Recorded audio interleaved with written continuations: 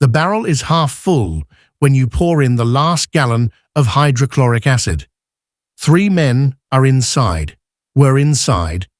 Now they're just chemical reactions happening in silence while you stand there breathing through your mouth because the fumes will scar your lungs if you're stupid enough to inhale through your nose. Your gloves are melting at the fingertips. You peel them off and drop them into a separate drum. Everything that touches the barrels goes into the fire later. Everything. Maybe these men had families. Maybe someone is sitting at a kitchen table right now, staring at a cold dinner, watching the door with that specific kind of hope that curdles into dread as the hours pass. Maybe there are children who will grow up with holes in their memories where a father should be. You don't think about it. You can't. Because you also have people waiting for you. A mother whose medication costs more than you make in a week. A younger sister who still believes you work overnight security at a warehouse. People who depend on the money you bring home in cash, no questions asked. The logic here is brutally simple. If you refuse this work, you become the next ingredient in the barrel. No trial, no warning, just gone. Erased, like you never existed at all.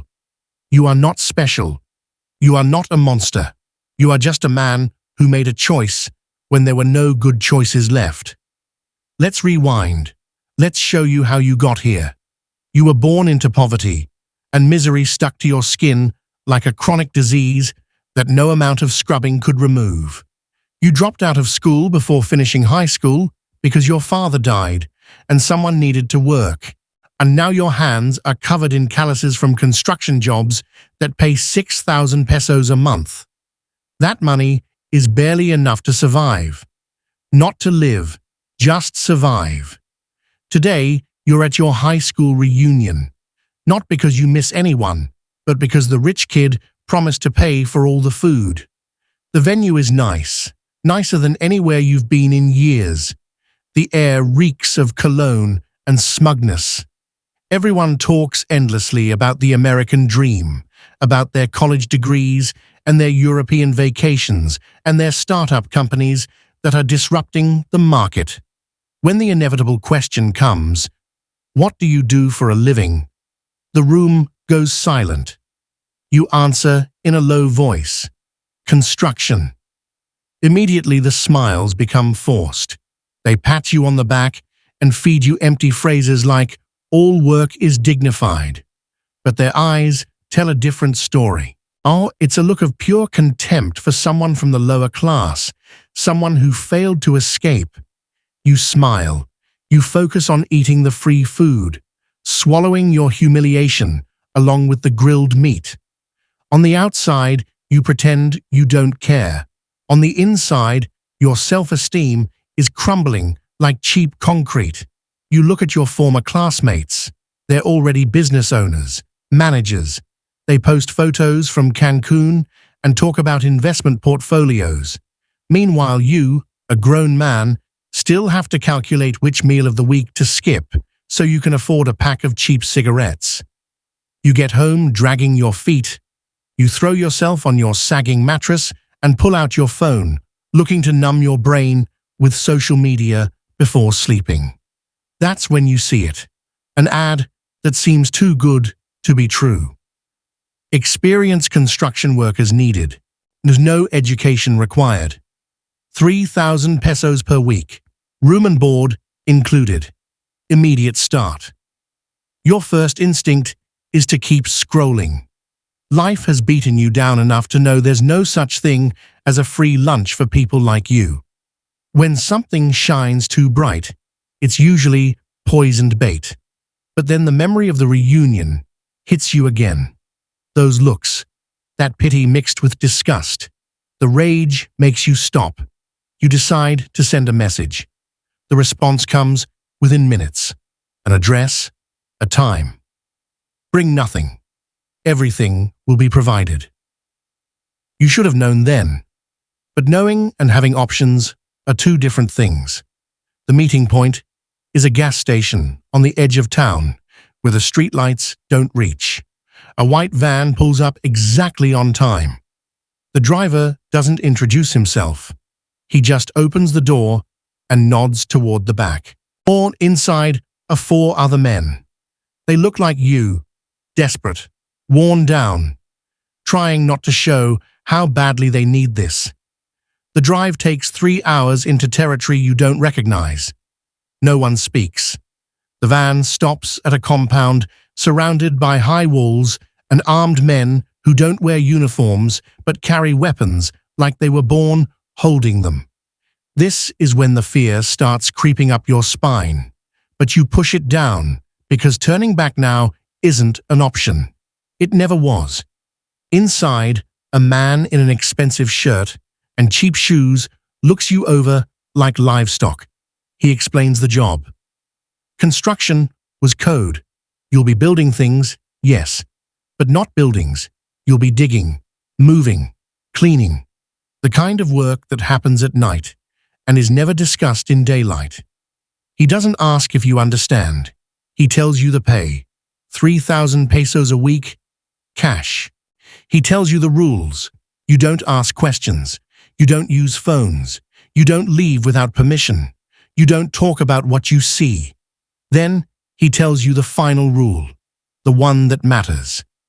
If you try to leave, or if you talk, you don't go to jail.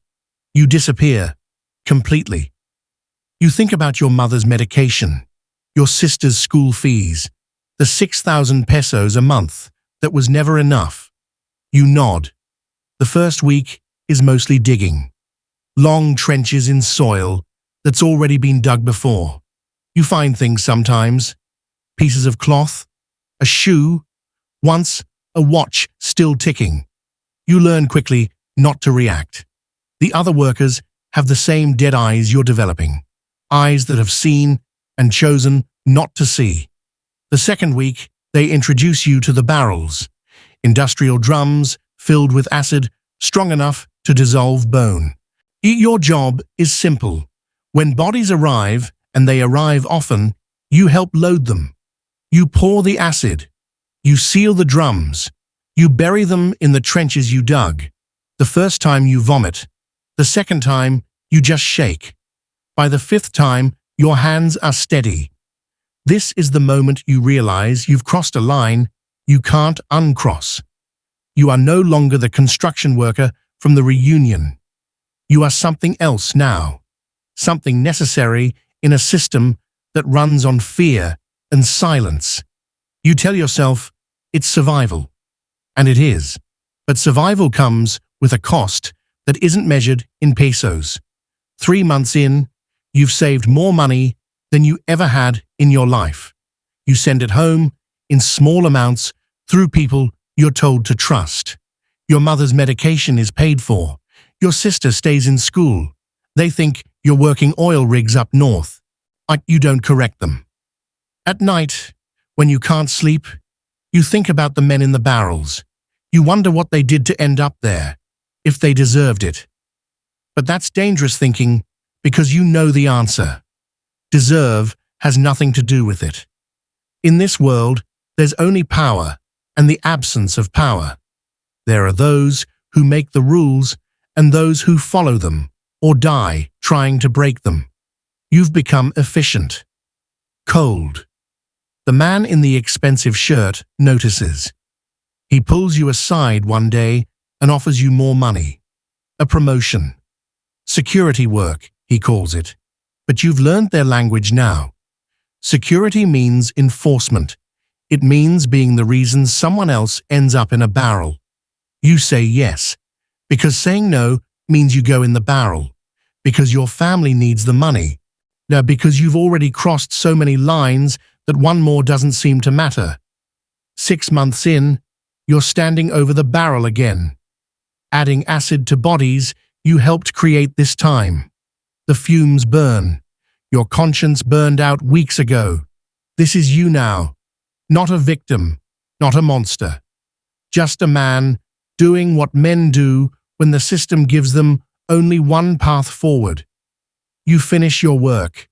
You wash your hands in a bucket of soapy water that does nothing for the stains you can't see. You collect your money, you go back to your bunk, and you sleep without dreaming, because dreaming requires hope, and hope is a luxury you can't afford. Tomorrow, you'll do it again, and the day after, not because you want to, because in this hell, the strong prey on the weak, and you've decided which side of that equation you'd rather be on.